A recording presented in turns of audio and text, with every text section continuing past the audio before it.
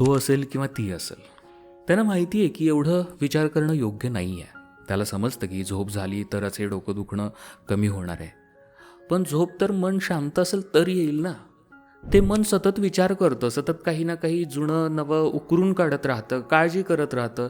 जर हे सगळं त्याच्या हातात असतं तर त्याने स्वतःला कधीच थांबवून टाकलं असतं ना यार. तिलाही माहिती आहे की जास्त चिंता केल्याने शरीर मन दोन्ही थकतात. त्यालाही कळतं की हे असं सतत विचार करणं त्रासदायक आहे. पण काही गोष्टी हातात नसतात ना हो.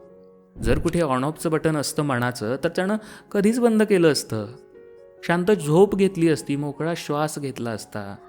पण लोक काय म्हणतात, इतकं काय विचार करता, थोडं डोकं शांत ठेवा, झोपत जा वेळेत आणि चांगलं. अरे कोणी मुद्दाम थोडी चिंता करत बसतं. कोणाला मुद्दाम न झोपता स्वतःला ताण देणं कोणाला आवडणार आहे? हे त्यांच्या हातात नाही आहे. ही लढाई आहे त्या डोळ्यातल्या अश्रूंची, त्या मनातल्या आवाजाशी. तो सध्या जात आहे त्या प्रत्येक फेजसोबत त्याची लढाई आहे. आयुष्याने मांडलेला डाव जिंकण्याची ती लढाई आहे. अशा वेळी त्या व्यक्तीला समजावण्यापेक्षा त्याला समजून घेता येतं का बघा.